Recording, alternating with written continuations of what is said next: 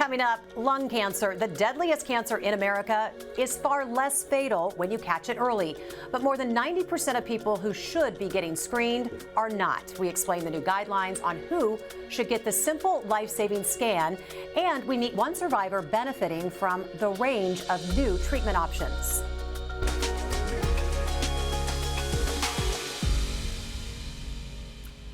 You've heard of mammogram, of course, you've heard of colonoscopies, and you need to hear about a low-dose CT scan. Good morning. I'm Jessica Lovell, and welcome to the Morning Medical Update. A shocking number of people who should be getting screened for lung cancer are not.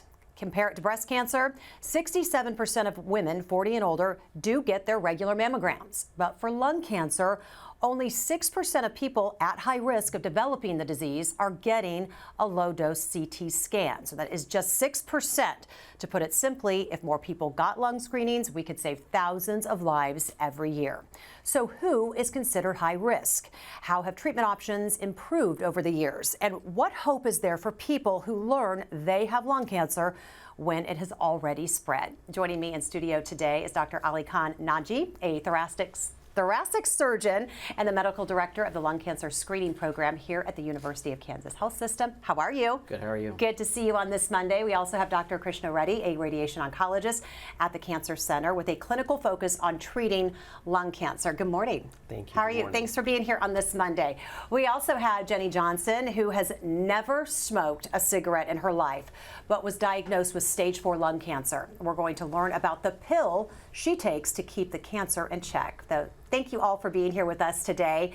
But we want to start with a larger-than-life anatomy lesson. Alexis Del Cid is standing by with 2 people and 2 very large lungs. Alexis, good morning.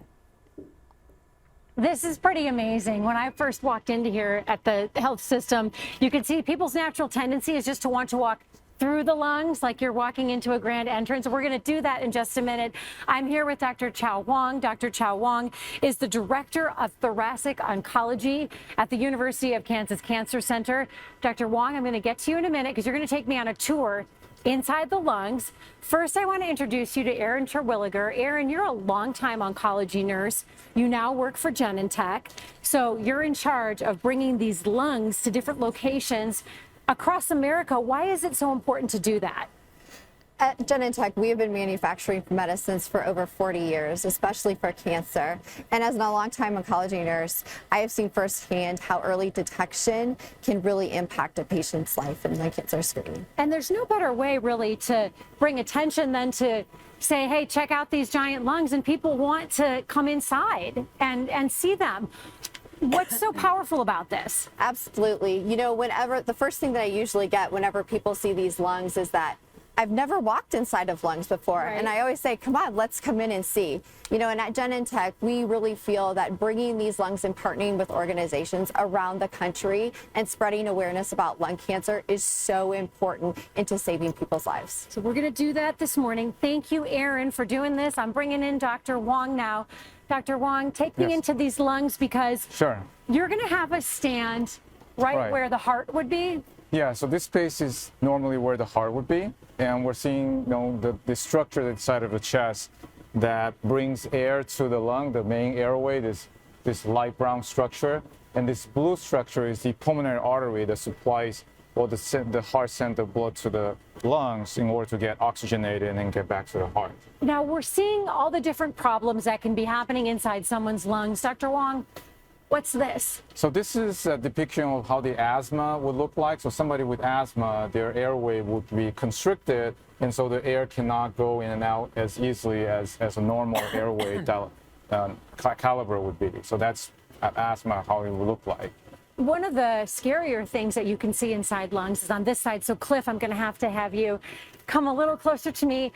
Dr. Wang, what's this red blob right here? What's that supposed to be? Right, so that is representing what we call a pulmonary embolism. It's when a blood clot that usually forms outside of the lung, it gets dislodged and then travels into the lung and basically gets lodged in the pulmonary artery, so prevents the blood from getting to the lung to get oxygenations. And that's when the patient gets acutely short of breath, and sometimes even if the blood clot is big enough, they can even pass out. And then these brown lumps, are those lymph nodes? Yes, so these are the lymph nodes that drains the lymph that's in the tissue, and then eventually, gets to these blue, green ducts, what we call the lymphatic that takes back to the heart and so forth.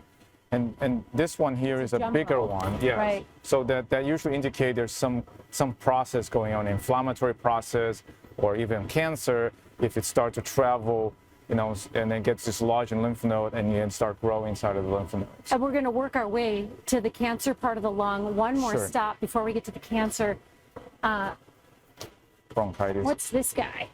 So that's a bronchitis. So different than asthma, you don't have necessarily a constriction of the airway, but you have increased secretion or inflammation of the wall around the airway that will also impede the passage of the air. But it's a little bit different that there is no restriction of the airway like in asthma. My son and I usually get bronchitis a couple times a year, so that's what's happening A lot of inside people our do. airway. Yes, a lot of secretion, and that blocks the flow of the air. Let's go outside the lung because, Sure. and this is one of the reasons why we want to show you this. It's so jarring to see this, Dr. Wong. Yes. This outpouching here, this is the cancer. So this is depicting an advanced stage cancer, when typically the lung cancer will form inside of the lung, and as it grows, it can certainly grow towards the outside of the lung. And then this can cause quite a bit of problems. Certainly can cause pain, and then by this time, the patient will probably develop fluid that will be all over around the chest cavity.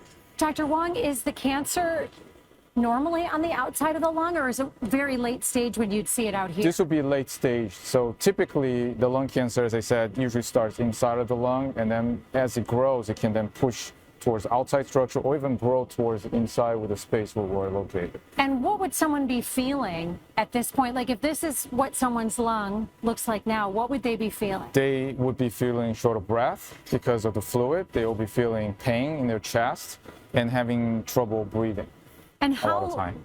how long can you go with cancer growing in you before you notice the symptoms? Well, it can be several months. I mean, it depends on how fast the cancer grows. So certain lung cancer, like small cell lung cancer, they will grow very quickly in a matter of a few weeks. Other lung cancer, like the non-small cell lung cancer, even though it grows slower, it will take, unfortunately, a few months before it gets to this size. This is so interesting. And on the other side of the lungs, it shows what COVID looks like when it affects the lungs. So we're going to stand over there in a little bit. I want to toss it back to Jessica and the experts in the studio for a broader discussion. But Jess, I'm going to be out here with Dr. Wong so we can answer questions from the community a little later in the program.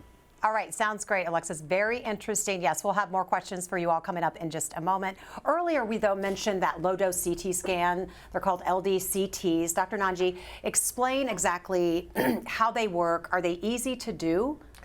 Actually, they are. So essentially, a low-dose CT scan is it takes a few minutes. You'll answer a couple questions from our nurse practitioners who actually run the program, and then you'll go through the scanner. And then once we have the results, usually with it later that day, as you can see, this gentleman laying on the table here, about to go in.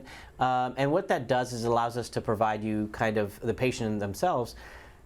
The risks and the benefits, understanding the consent process of going through the scans and what we may or may not find, but making sure that we're all prepared and understanding what we can help with. So when you catch a cancer early using this scan, like what kind of difference is it making as far as long-term survival? So it's really difficult to pinpoint exactly long-term survival based on something, finding something on a scan.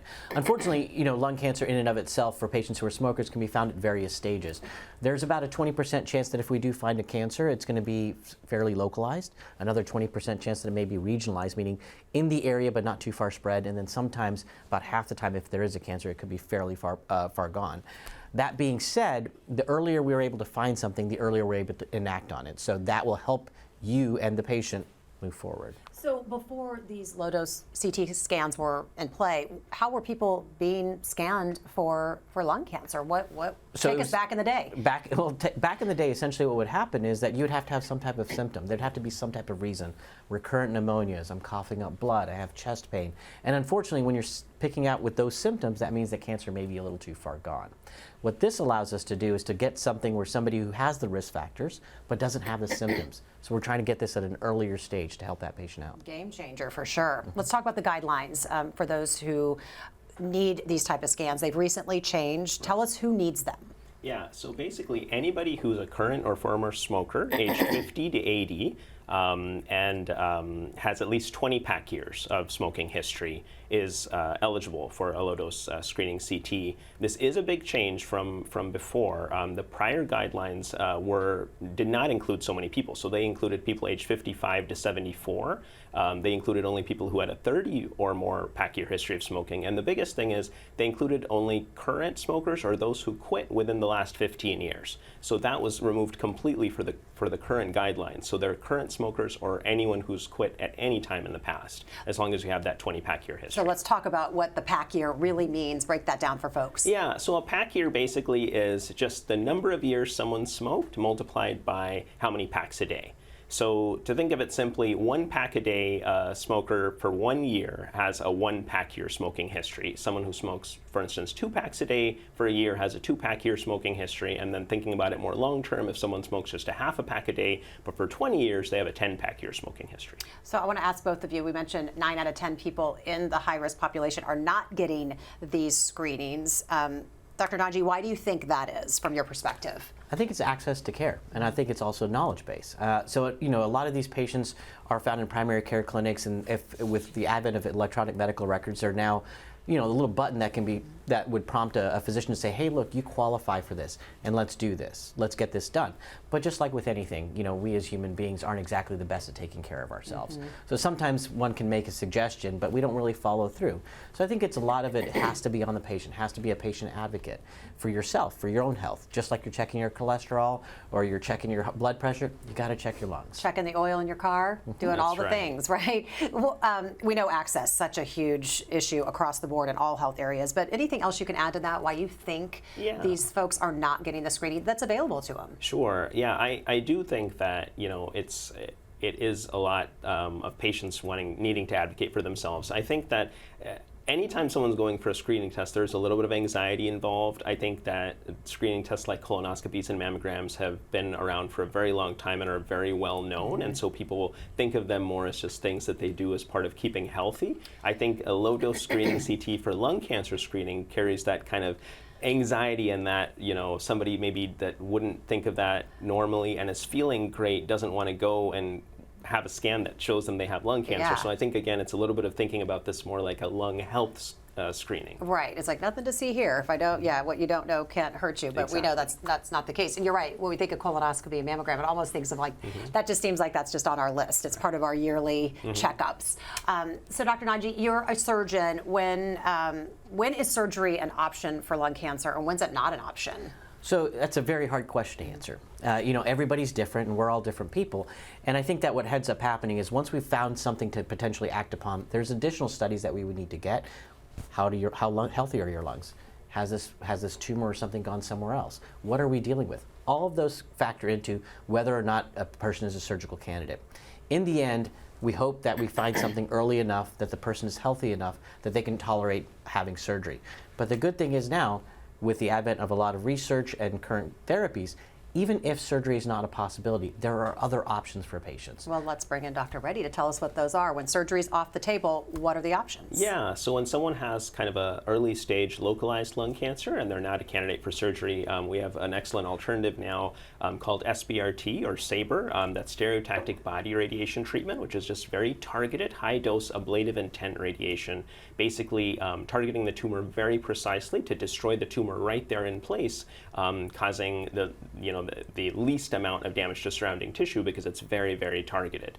The local control rates for this technique are 90+%, so it's actually a very effective option for early stage cancer. When someone has a little bit more local regionally advanced cancer, for instance, a lung cancer that's spread to the nearby lymph nodes, most often we're talking about treating with a combination of radiation treatment and chemotherapy that's given a little bit longer term just because it's trying to address all the areas that are involved, and that's usually followed by immunotherapy. So it's a multidisciplinary attack on And the cancer. how soon has that evolution of new treatments been? Because again, we go back in the day, was it kind of a one-size-fits-all option, maybe one or two options on the table? Right.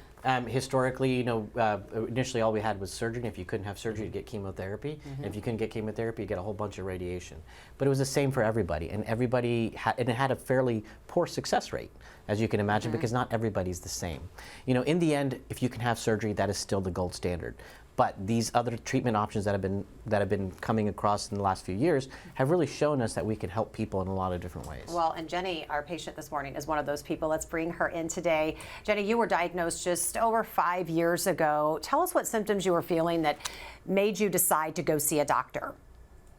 Oh gosh, I just started out as a cold, which I think a lot of women, typically women, we don't take care of ourselves. We take care of everyone else. I had a cold, went into a sinus infection, so treated it with the Mucinex, the Flonase, the nasal rinses, went into antibiotic. I usually get a sinusitis after that. So this went on for weeks. I had a lot going on in my life. I just kind of put it on the back burner. The cough continued, and it was a little bit different. It was I'd have coughing fits, and especially if I'd lay down at night, it would almost feel as though I was breathing through spider webs, if that's one way that you can describe it. And the cough would really enhance when I would lay down.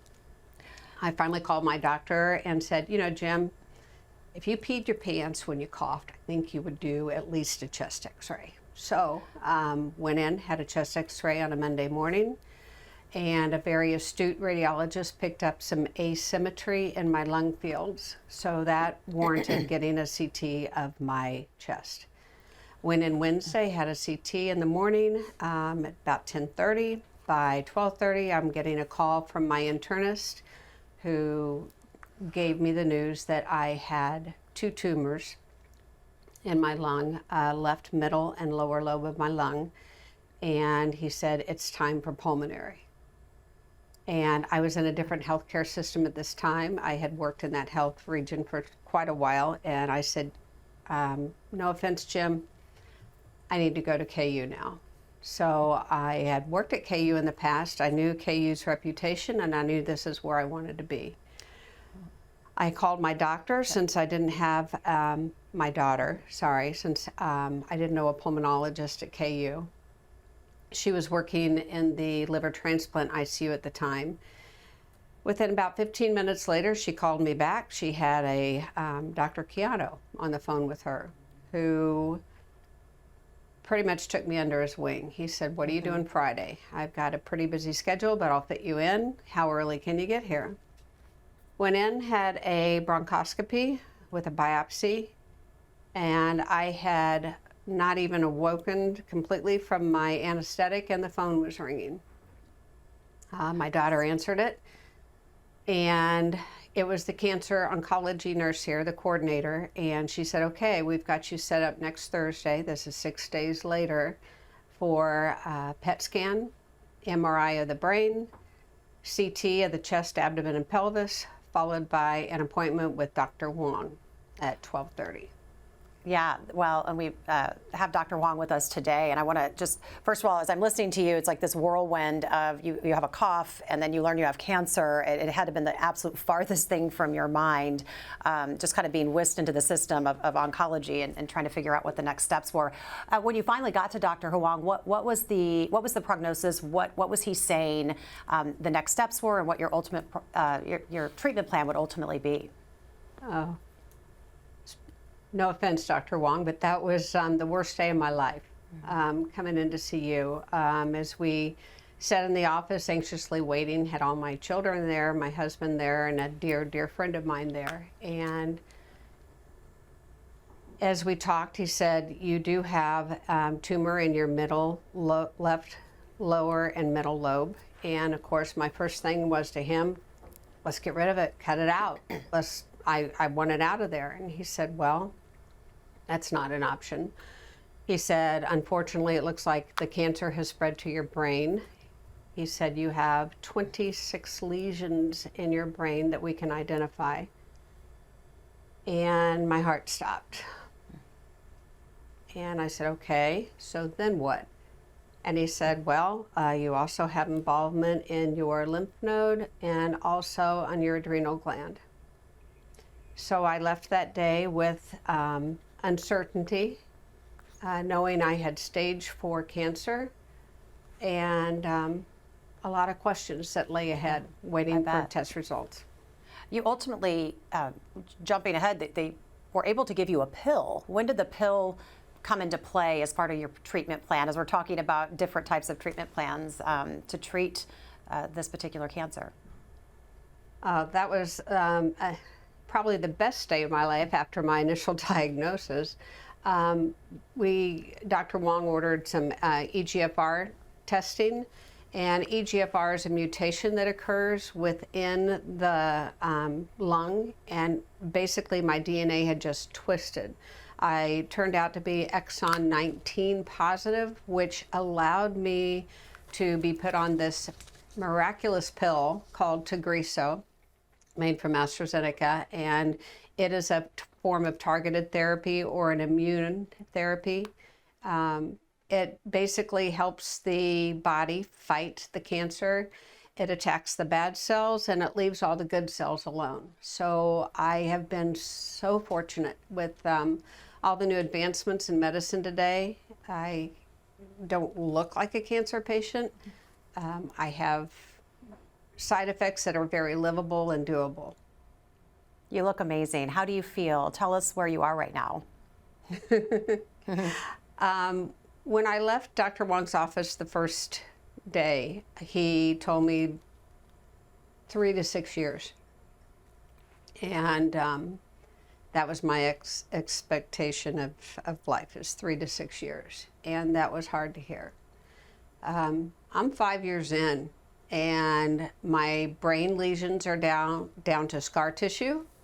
I've had no further activity on my lymph, and my initial 2 tumors have shrunk substantially.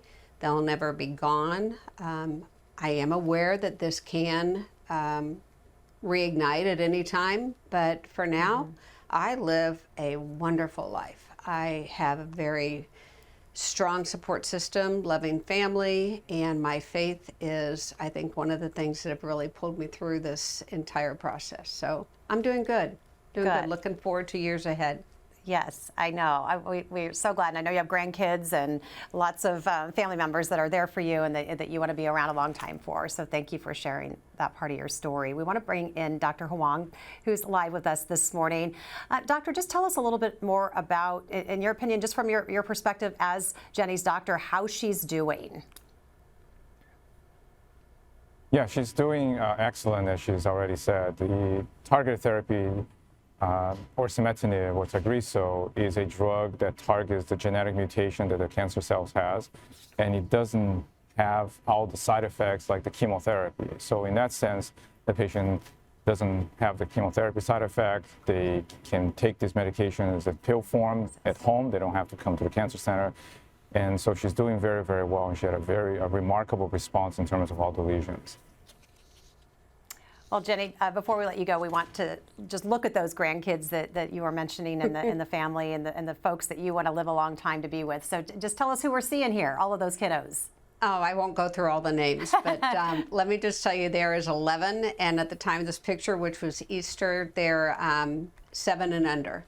So 6 live in Denver, 5 live right here with me. I'm able to care for some of them a couple days a week, and oh my gosh, they are a joy. Our family is so very blessed, and it means the world to me that I've been able to add 7 more grandchildren since my diagnosis, and looking forward to more coming. So yes. Absolutely. Great bunch there. Thank you for sharing that. Dr. Nanji, question, of course, is when we hear these stories of someone who's never smoked a day in their life, it's very frightening. People try to take care of their health, and then out of the blue, something like that comes as a diagnosis. Does that mean she never would have been a candidate for a low-dose CT scan? I mean, why would she even think to be in your office? Right. And that's, Dr. Reddy mentioned earlier, and we kind of put the guidelines up on the screen. And just to reiterate for the viewers out there, former smoker or current smoker, 20-pack a year, age between 50 and 80. So yeah, she wouldn't have qualified. But I think this just tells us how we need to listen to our bodies. We need to take care of ourselves, whether it for lung health, heart health, what have you. There was something going on, and she went and got checked out. Yeah, and a long-term cough. I mean, you know, you're right. Something it's easily missed. It's easily, but don't and let she's it go. right. Moms are super moms, right? They Right. take care of everybody but themselves. I always say men are the ones that need to get in and don't take care of themselves. I mean, let's just be honest. We get a cough, we're on the couch for at least a week and a Absolutely, half, as right? it should be, as it should be. There are a lot right? of things yes, that we the do. man Yes, cold, the the man man cold. flu. I've been there. I know. Okay. Be sure to ask your questions. You can use the chat on YouTube or Facebook, tweet us, or email the Medical News Network. Info is right there on your screen. Let's get a check of our COVID count on this Monday. Dr. Dan Hawkinson joins us. How are you? Yeah, hi. Good. Hi. Chilly Monday, but hopefully it'll be nicer later today. Right now here at the health system, we have 16 active patients with COVID. So again, a better number than we would hope and expect, especially from our recent peak of 22 active infections. But I think this number is pretty good, and obviously if we can get less, that would be even better. All right, Hawk, we're of course talking about lung cancer today, and this is a disease that is very personal for you. Something you have not shared on the program before, but your father, as we know, passed away from lung cancer earlier this year, and we were so sorry for that loss. But just take a moment and tell us about him. Yeah, I mean, he was my father, obviously, and so very close relationship and bond. He was a lifelong educator and advocate for young people and children. He was a elementary teacher and then a principal, and then went on to do some other work after retirement in his second career, which was still being a principal at middle school and helping some with a local high school as well. But overall, just kind of dedicated his life towards advocating and helping young people. And certainly we know that I know this because at his funeral, he had several kids that he had taught when they were in like third grade, so 20 plus years ago, that came by just to say thank you and just let us know that he helped them get through day by day, because we know young people have many problems during the day and many stressors, but certainly that was going on back then as well. He got diagnosed just a little bit over a year ago, went through chemotherapy and radiation, and again, it was stage 4 lung cancer, so he had metastasis in different parts of his body, but unfortunately the chemo and radiation really did not help at all, and he ended up passing away about 6 or 7 months after the diagnosis. And I would like to kind of stress the screening. He fell out of the little window at the time of screening. So we heard, we heard about the screening and the changes that were made. If that were true back in 20 or 21, he probably still would have been alive. It would have been caught, but he fell into a weird window because he had stopped smoking more than 15 years ago, almost 25 years ago. So we missed the screening there. And then I think more importantly is what Dr. Naji said, and it's access to care is very important. So he had some issues where his primary care provider retired. We hit the pandemic. He wasn't really able to get into another primary care physician, so that hurt. But I think we know that there are a lot of people who don't have any primary care physicians or medical teams. So it is vitally important. It's not just talking about doing the screening, as we heard, but it is talking about getting access to care. And we know that there are so many people and populations out there without the access to care. So we really need to advocate for that as well. All right, Hawk, thanks so much for sharing that. Thank you. Appreciate it. We're going to get to some questions from our viewers, but before we do that, I want to head back out to Alexis Del Cid, who's standing by with our pair of large lungs. Share with us a little bit about how COVID affects the lungs, Alexis. This is so interesting, Jess. I was talking to Dr. Wong about this. The COVID-19 element of these lungs. Tell us about this, Dr. Wong. So this is a depiction of a COVID virus, and obviously this has been amplified probably by billions of times because this thing is really to the size of a virus. So you have the COVID-19 virus and the receptors that has an affinity to the alveoli receptors in the lung. And then when this virus infects the alveoli, basically cause an inflammation and increase in fluid retention, and therefore cause the lung to not be able to exchange oxygen. And that's when the patient get into trouble breathing and respiratory failure. And it would just latch onto the lung? To the lung tissue inside, yes, the Okay. alveoli. Wow. Yeah. Really interesting. And then one more thing Dr. Wong was telling me about, which I did not I knew vaping could be dangerous. I didn't really have the visual until I saw this image here. So I want to show you all this. Dr. Wong, this is a healthy lung, and this is after vaping. What are we seeing? So you're seeing areas of the lung that has a inflammatory reaction. These white areas meaning there's fluid and liquid inside. So vaping, essentially, you're inhaling steam, hot water that's being vaporized, and then chemicals along with it that go into the lung, and that creates, again, an inflammatory response. And some of these patients can develop this and develop severe respiratory problems. And it can burn the inside of your lung, Absolutely. like a chemical burn. Yes, absolutely. Inside your lungs. Yes. Super interesting. Yeah, and so that's when we have cases of patients that go into respiratory failure after vaping and end up in a breathing machine and so forth. Wow. So this is just another example of how interesting it is to have this visual, because as someone without a medical background, I don't have these things naturally in my mind, and this helps me put a visual to the things that could be going on inside our bodies. Alexis, thank you. Yeah, it helps people like you and I really understand what's happening inside the body. Right. And I'm glad you brought up vaping, because Jeremy has a question. And don't you wish you could find the person who said that vaping is safer than smoking? I mean, isn't it just everything's off the table? Nothing? No, don't put anything in your lungs. Vaping was originally billed as something as no tar, because the idea was that the tar was what was causing the carcinogens and causing you to have lung cancer. But if we're thinking of it realistically and just logically, you're putting something that's not normal into your airway. Exactly. That's a bad sense. thing, Yeah. right? And so, unfortunately, and Dr. Wong mentioned with inflammation, right? Inflammation causes a lot of things to go haywire in cells.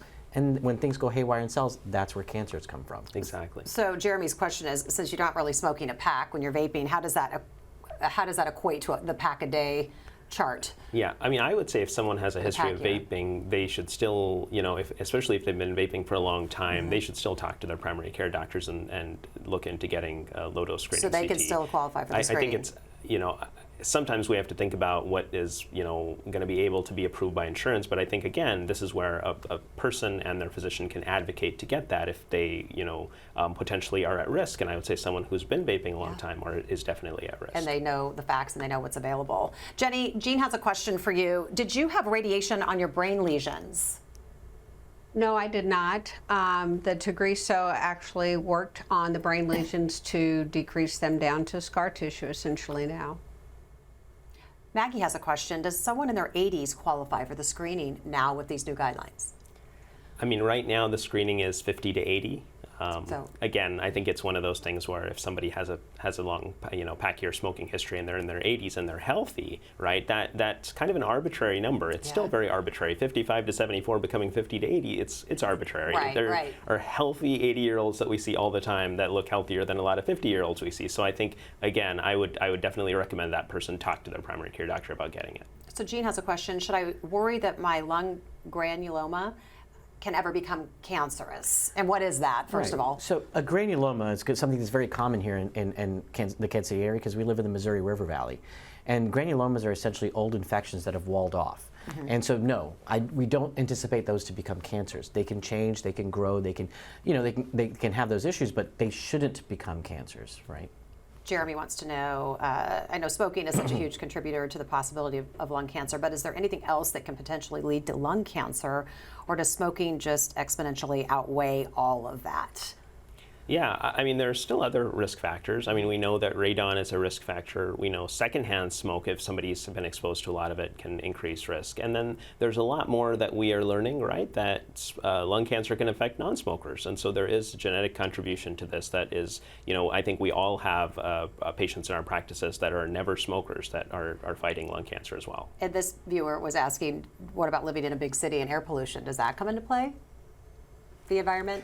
I think that there are environmental factors, right? Yeah, we say that all the time with cancer. Right. Sure. Can never Hard to say pin- never. Yeah. Hard to pin them down, I know. We definitely know that smoking is a big contributor based on research, but it would stand to reason that there are other issues. Yeah. Right, okay, I'm just gonna. Okay, so Ruth Ellen wants to know, was getting the medication that Jenny takes a battle for insurance? We're always talking about the battle with the insurance companies and the price of medication. So Jenny, was that an issue for you with this new pill?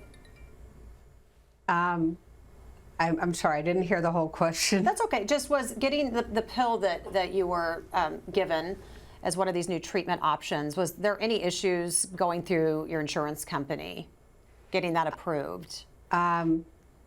Actually, it was a long and windy road, but the company has amazing programs that work with the patients that are on it due to the cost of these medications. So there are lots of programs and different things that KU helped me navigate down the line to work with that. All right, I want to get to our takeaways today. Dr. Wong, what do you want folks to know? Well, I think the main message is that if you are a smoker, you're at high risk, and you should consider getting the lung cancer lung checkup to make sure there is no lesions or other issues in your lung. But as Jenny has demonstrated, that lung cancer not just occur in smokers, that if you have symptoms and that needs to be worked up and checked up, that lung cancer does not only occur in smokers, and it unfortunately can also occur in non-smokers and never smokers. And so the sooner you find out what's going on, the better the outcome would be. Doctor, thank you so much. And then one last point is Please. one last point is that if we find the lung cancer earlier, that's when we have the best chance of curing it. Always, which makes those screenings so important. And of course, bringing up the point about non-smokers, which is why we had Jenny join us today. Jenny, what do you want the takeaway from your story to be today? Awareness. I want people to be aware of their body, to seek medical treatment if they have an unexplained cough, fatigue, shortness of breath. If you have lungs, you can have lung cancer. Doesn't matter if you smoked, doesn't matter anything. Lung cancer is one of the most lethal forms of cancer, and it's one of the least funded. So I think we need to get rid of any stigma that's associated with it, and let's all get on board and see if we can find some solutions and resolutions to the treatment. Yep, get it to the top of the list. Thank you, Jenny, again, for sharing your story. We're glad you're doing well. Dr. Reddy, what's the takeaway today? Yeah, I would agree with what Dr. Wong and Jenny said. I think people really need to advocate for themselves, work with their doctors, listen to their bodies, take symptoms seriously, not put things off, and really try and remember that early detection is always best.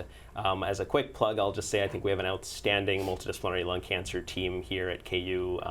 We have obviously fantastic treatments for early stage, and as well novel clinical trials and treatment approaches for more advanced stages of lung cancer. As a testament to that, we just started, we're 3 weeks in now, to a multidisciplinary lung cancer clinic that we have on a weekly basis at KU, which is staffed by our thoracic surgeon, our thoracic medical oncologist, and thoracic radiation oncologist, where we all meet with the patient in a single appointment. So I think nobody should ever be afraid with that diagnosis. They should definitely seek help and seek treatment. Thanks for that plug. That was a good one. And thank you both for sticking around. Dr. Wong, I know you guys are really busy, so thanks for sticking with us today. What's the takeaway, Dr. Nanji? Well, I think that everybody has pretty much said exactly what needs to be said, but as citizens of the state of Kansas, I think it's important to advocate for access to care. So make sure you get with your politicians, you get with your local representatives, and really advocate for that aspect, because the better care we have, the better access we have to everything. So thank you guys so much. Appreciate it. Thanks to all of our guests, all of our viewers for being with us today. We'll see you back here tomorrow. Subscribe to our morning medical update and Open Mics with Dr. Stites podcasts. Now everywhere podcasts are available.